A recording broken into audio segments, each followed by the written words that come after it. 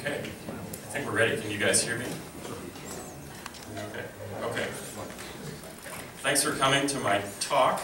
My name is John Bacus. I'm the product manager for SketchUp. I've been working on SketchUp for a long time, and it's something that I just love doing, and I love talking to people out there in the world who also use SketchUp. So how many of you out there have heard of this product before or used it for something? You're awesome. Thank you. This has been quite an exciting product to work on for many years, and I think that being here at Trimble, we've really started to hit our stride again. And I'm going to show you some stuff that's new. I'm going to talk to you about some ideas that we have about ways that SketchUp can have an impact on the construction industry. And let's just get into it. So, I don't know how many of you know the history of Atlas software and where SketchUp came from and all of that kind of stuff, but we joined Trimble back in 2012. We came to Trimble from Google, where we've been for about 6 years working on SketchUp. Before that, we had a little startup company. We launched our first version of SketchUp at Trimble that year, SketchUp 8. It was really just a rebrand. We were just trying to figure out how to build a product again. We launched SketchUp 2013, a couple of months later. And with that, we launched something called Extension Warehouse. How many of you who are SketchUp users are using some kind of third-party extension in the product as well? So Extension Warehouse is our way of making SketchUp extensions easily available and accessible, and putting you in closer contact with their developers. So we launched that with SketchUp 2013. 2014 came early this year. And with that, we relaunched the 3D. Every major new client release that we're doing, there are web properties that are coming along with them. We learned something when we were at Google. We learned about how to work effectively in the cloud and the sorts of benefits that that can bring to ordinary people doing real work. So Trimble's been really great for us, actually. I think we've got quite a regular. We've got good velocity going now with the development team, and we're starting to do a lot of interesting new stuff. That said, there are a couple of principles that we built this product on that probably are never going to change. First one is that we think SketchUp is simple, and we don't think that's because it's missing anything. We think simple is actually fresh code. Go grab a copy of it and see what you think. This is what SketchUp 2015 looks like. It looks a lot like SketchUp 2014. So we try not to change things in the UI too much, because that just upsets people. However, I would like to introduce you to our new scale figure for 2015. This is Steve. Anybody here know who Steve Oles is? If you don't know about the SketchUp tool, we did some usability testing years ago, and we found that one of the hardest things people had to come to terms with in 3D modeling was, how do you kind of understand this abstract three-dimensional space that you're supposed to be working in?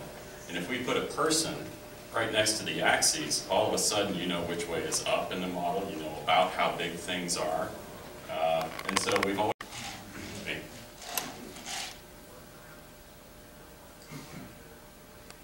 We've also added a new arc tool. In SketchUp 2013, we added a center point arc. In 2015, we added a 3-point arc. Let me show you how that works.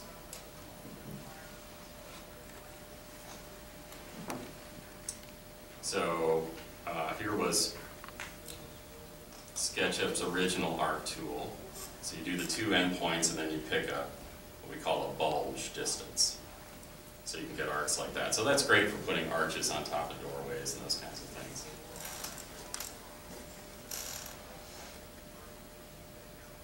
This is the center point arc tool. So for that one, I picked the center point, I picked the start point of the arc, and then I pick a sweep angle. Okay. So that's great for doing things like door swings. And then this is the new one. So 3-point arc, I can do first point, second point, and a 3rd point. And so now I've got an arc that goes through those 3 points. And this is particularly fun in 3D. So I can do this point, and then this point, and then say this point.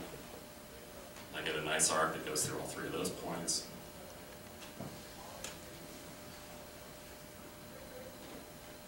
you get the idea. So again, we're starting to kind of pop away from this, from working in one plane.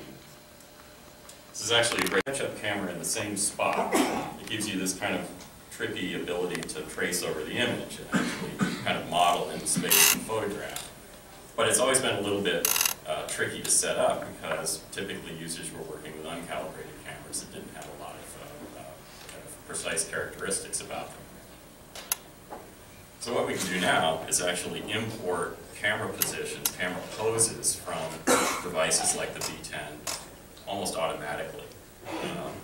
And this is sort of what it looks like in SketchUp once you've got some of this data. Each one of those little image pyramids there is a camera location with, in this case, 3 panoramic images in front of it. So they are hosting. If I publish a model, if the architect publishes a model, I'm copying from my local computer up to the cloud. So in a standard organization, CAD organization, where all the different disciplines have their models locally on the network, and then use simple X reference and AutoCAD to access those models, you can't do that yet with SketchUp, but you can do it through the Connect as long as the models are uploaded. That's right. Yeah. So we don't have a traditional AutoCAD style XREF system for SketchUp. Yeah. Okay. That's right. But I think I think you said at the start that you found a good home in Trimble. Great.